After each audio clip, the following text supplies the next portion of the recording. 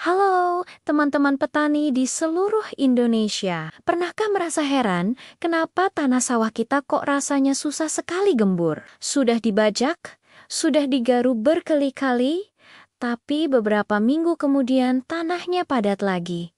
Keras seperti batu. Kalau sudah begini, akar padi jadi dangkal, tidak bisa menembus tanah lebih dalam. Akibatnya, pupuk yang kita berikan tidak bisa terserap sempurna.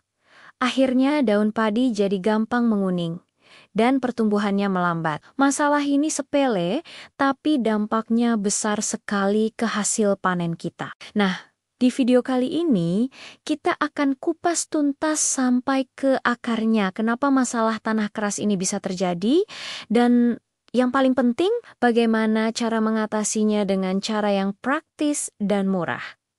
Yuk, kita mulai bahas satu persatu. Penyebab utama tanah sawah sulit gembur adalah karena hilangnya bahan organik di dalam tanah.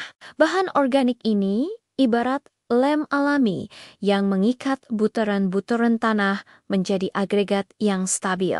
Kalau agregatnya bagus, tanah jadi punya pori-pori atau rongga. Rongga inilah yang bikin tanah jadi gembur, bisa menyimpan air, dan jadi jalur bagi akar untuk tumbuh leluasa. Selama bertahan-tahan, kita seringkali hanya mengambil hasil panennya saja, yaitu gabah dan jerami. Jerami yang seharusnya bisa kembali ke tanah sebagai sumber bahan organik, seringnya malah kita bakar atau kita singkirkan dari lahan.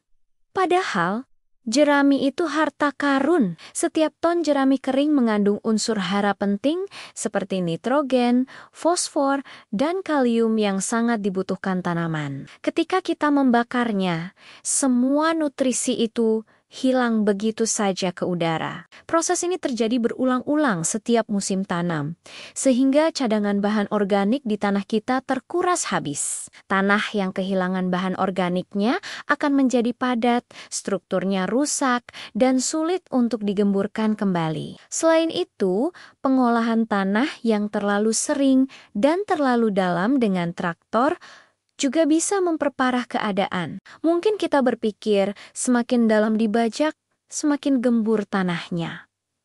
Tapi kenyataannya tidak selalu begitu. Pembajakan yang terlalu dalam bisa merusak lapisan tanah bagian bawah yang sebenarnya sudah stabil. Ini bisa membentuk lapisan keras yang disebut lapisan padas atau plaupan tepat di bawah kedalaman bajak. Lapisan ini sangat keras dan sulit ditembus air maupun akar tanaman. Jadi, niatnya mau menggemburkan, malah kita tanpa sadar menciptakan lantai beton di bawah tanah. Terutama untuk sawah dengan jenis tanah liat berat, masalahnya bisa lebih kompleks. Tanah liat punya partikel yang sangat kecil dan padat. Ketika basah, dia lengket dan berat. Ketika kering, dia mengeras seperti semen. Tanpa bahan organik yang cukup, partikel-partikel liat ini akan saling menempel erat. Tidak ada ruang untuk udara dan air. Makanya, tanah liat butuh perlakuan khusus. Mengandalkan bajak saja tidak akan cukup. Jadi, apa solusinya? Bagaimana cara membuat tanah kita jadi ngepiur atau gembur rema? Jawabannya sederhana. Kembalikan bahan organik ke dalam tanah. Ini adalah kunci utamanya. Ada beberapa cara praktis dan murah yang bisa kita lakukan.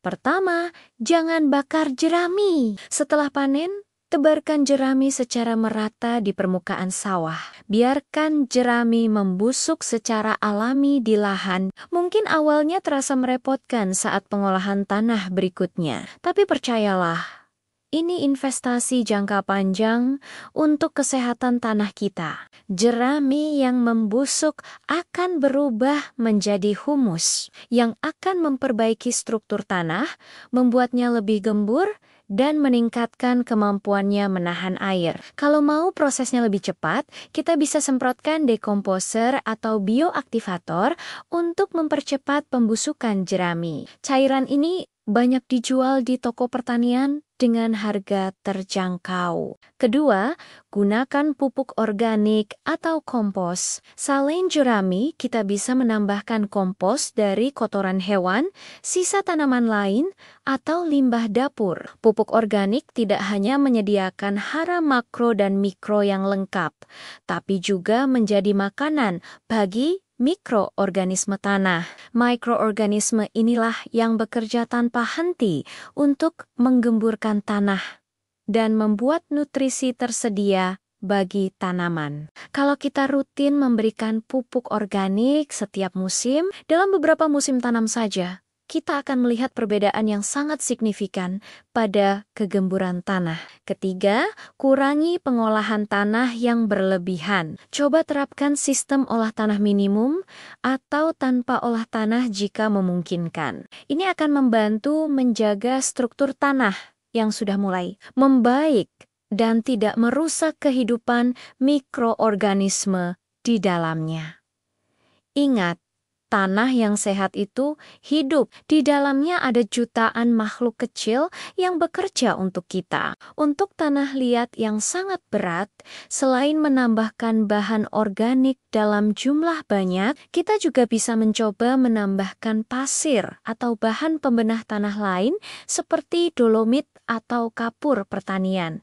Jika pH tanahnya masam, ini akan membantu melonggarkan partikel liat yang terlalu rapat. Langkah-langkah ini tidak memerlukan alat yang mahal. Kuncinya adalah kesabaran dan konsistensi. Memperbaiki tanah yang sudah rusak bertahun-tahun memang tidak bisa instan. Tapi dengan mengembalikan jerami, menambahkan kompos, dan mengelola pengolahan tanah dengan lebih bijak, kita tidak hanya membuat tanah sawah menjadi lebih gembur, tapi juga lebih subur dan produktif untuk jangka panjang. Akar padi akan tumbuh lebih dalam, penyerapan pupuk lebih efisien, dan tanaman kita akan lebih sehat. Hasilnya, panen pun akan meningkat. Semoga informasi ini bermanfaat ya untuk semua teman-teman petani. Jangan lupa, tanah adalah aset kita